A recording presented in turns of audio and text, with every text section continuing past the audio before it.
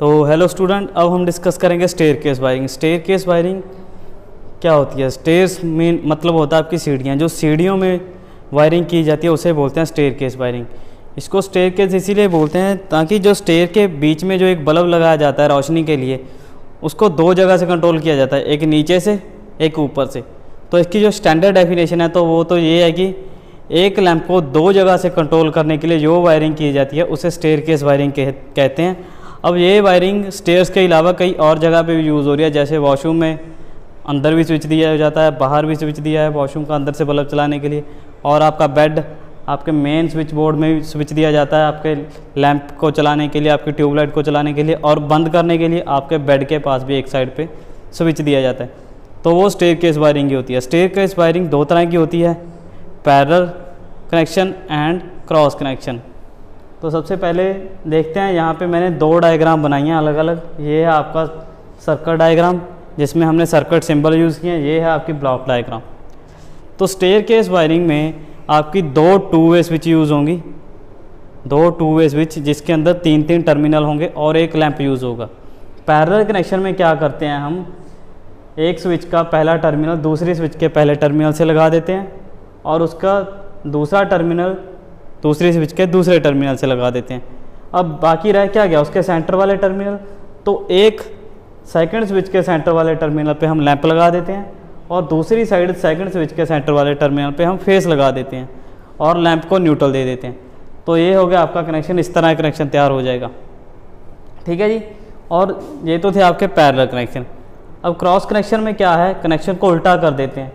T1 को जोड़ देते हैं T2 से, इस साइड T2 को जोड़ देते हैं T1 से, और आपके लैंप के कनेक्शन सेम रहेंगे। लैंप आपका दूसरी स्विच के सेंटर में ही लगेगा और लैंप के एक पॉइंट पे न्यूट्रल और दूसरी स्विच के सेंटर में फेस।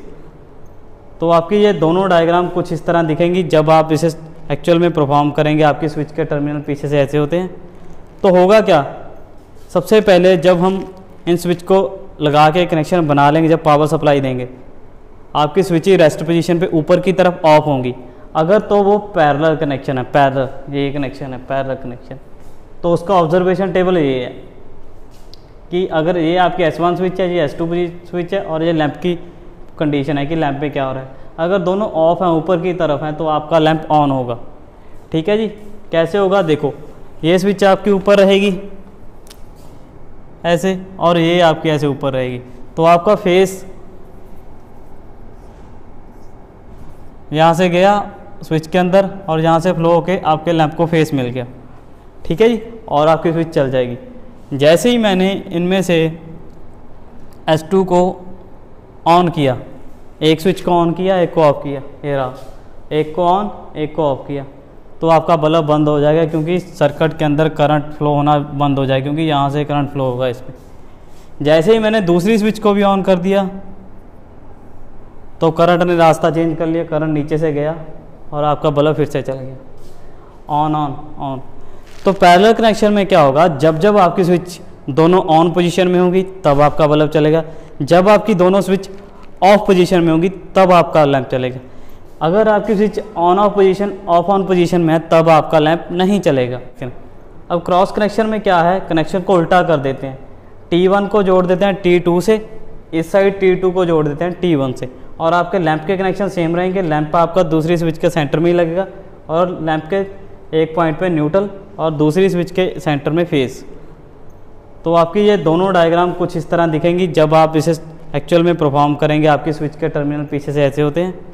तो होगा क्या, सबसे पहले जब अब करते हैं क्रॉस कनेक्शन की बात। ये है आपके क्रॉस कनेक्शन। क्रॉस कनेक्शन में ये टेबल बिल्कुल उल्टा हो जाएगा। देखो जैसे ही ये स्विच दोनों ऑफ पोजीशन पे पहले रेस्ट में ऐसे पड़ी हैं तो आपके बल्ब ऑफ रहेंगे, क्योंकि यहाँ से फेस गया यहाँ पे और यहाँ से वो फेस पहुँच गया T2 पे, जबकि आपकी स्विच की पोजीशन है T1 पे। तो अगर मैंने इनमें से एक स्विच को, फर्स्ट स्विच को ऑन कर दिया, ऐसे फर्स्ट को ऑन कर दिया, सेकंड को ऑफ कर दिया, तो उससे क्या होगा, करंट चला यहाँ पे गया, यहाँ से और यहाँ से, और आपका लैंप चल जाएगा। अब इसमें क्या हो रहा है, अगर आपकी दोनों स्विच ऑफ पोजीशन पे है तो आपका लैंप ऑफ रहेगा।